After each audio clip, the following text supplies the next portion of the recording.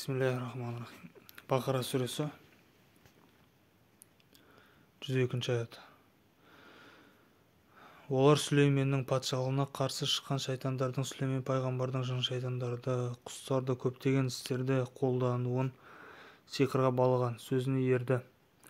Негізі сиқырдың үлкен күнә екенін білетін Сүлеймен сиқырмен айналысып күпірлік еткен жоқ, керісінше шайтандар күпірлік қылды, өйткені олар адамдарға сиқыршылықты және Бабылдағы Харут пен Марут атты екі періштеге түсірілгендерді,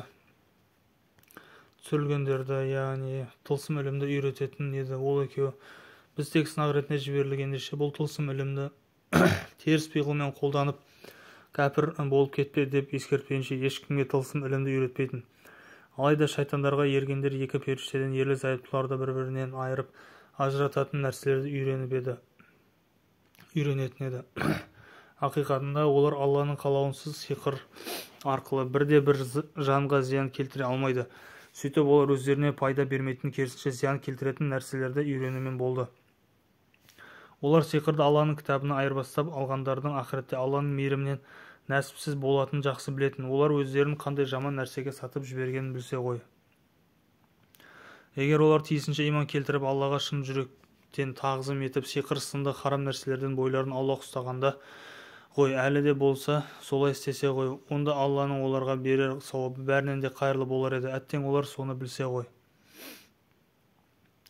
Иман келтіргендер, Алла елшісімен тілдескенде бір қатар арампиғыл яһудилер сияқты бізге де көңіл бөлесің бе, және әй біздің бақташы, бізге баскөз бол деген мағынаға саятын рағина деген екі ұшты сөзді айтпаңдар. Оның орнына унзурна, яғни өтінеміз, бізге назар салыңыз деп айтыңдар. Сондай-ақ айтқанына құлақ асып оған толық мойынсұныңдар. Біліп қойыңдар, Алла елшісіне сенбейтін, мойынсұнбайтын һәм лайықты құрмет көрсетпейтін кәпірлер үшін жан төзгісіз азап бар.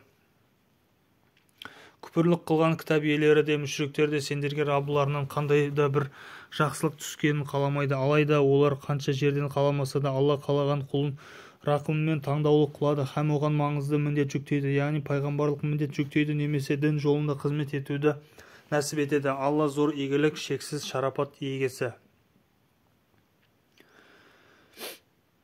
Біз дінді кемеліне жеткізу һәм нығметтерімізді толықтыру үшін қандай да бір аяттың үкімін толық яки жартылай жоятын немесе ұмыттыратын болсақ, орнына одан да абзалын яки соған ұқсасын түсіреміз. Алланың құдіретінің барлық нәрсеге толық жететінін сен әлбетте білесің. Күллі аспан әлемі мен жердегі бар биліктің бір Аллаға тиесілі екенін сен әлбетте білесің. Сендердің Алладан басқа қамқор достарың да, шын жанашыр медеткерлерің де жоқ. Мұхаммед саллаллаху алейхи вассалам үмбеті. Кезінде кітап иелерінің өз араларындағы бір қатар кәпірлердің азғыруымен һәм Алланың кейбір аяттар мен үкімдерге өзгерістер енгізгенін түсіне алмай, Мұсаға Алланы өз көзімізбен көргіміз келеді деген сияқты орынсыз талаптар қойғанындай, сендер де пайғамбарларыңа орынсыз һәм қисынсыз талаптар қойғыларың келе ме? Кімде-кім иманын күпірлікке айырбастаса, онда оның шүбәсіз тура жолдан адасқаны.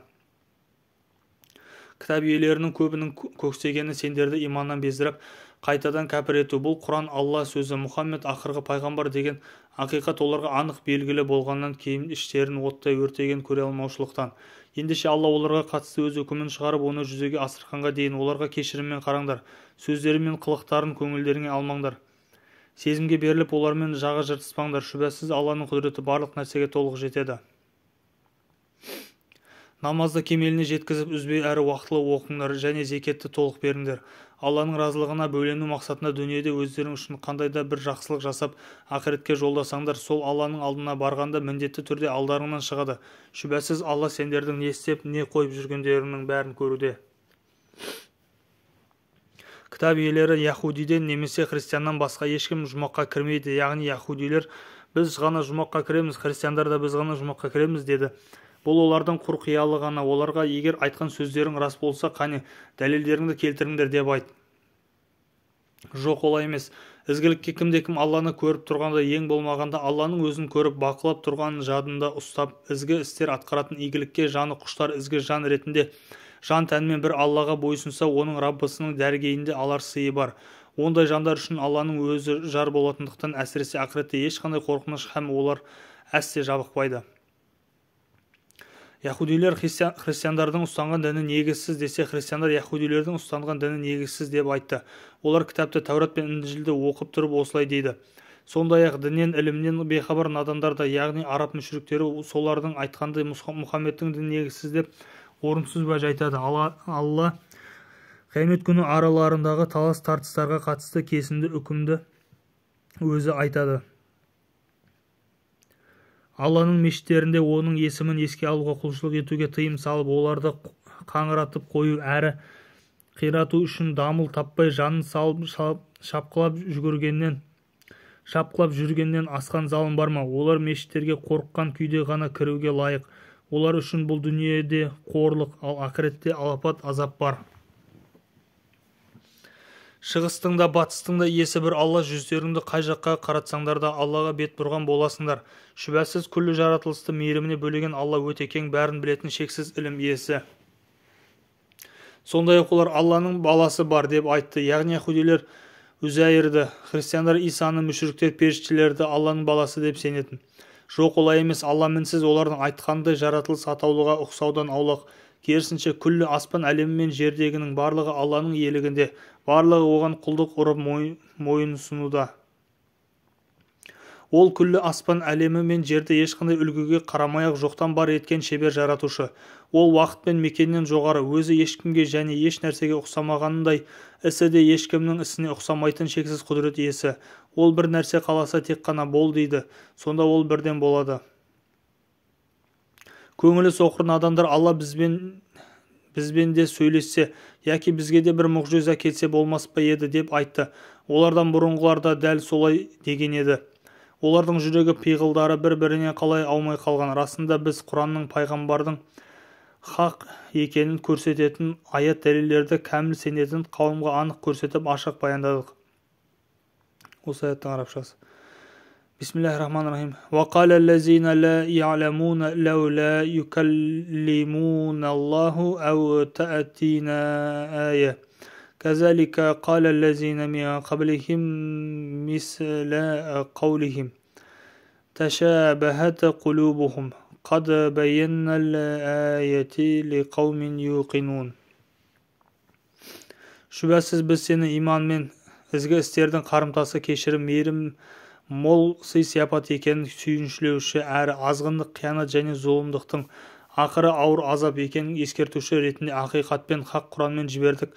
Сен мәңгілік азапқа лайық болған тозақтықтар үшін жауапқа тартылмайсың.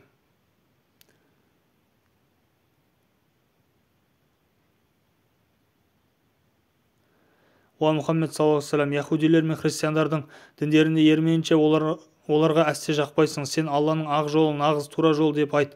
Өзіңе осыншама ілім беріле тұра, олардың әуейліктеріне еретін болсаң, онда сені Алланың қаһарынан сақтайтын бірде-бір жанашыр, дос та міндеткерді табылмайды.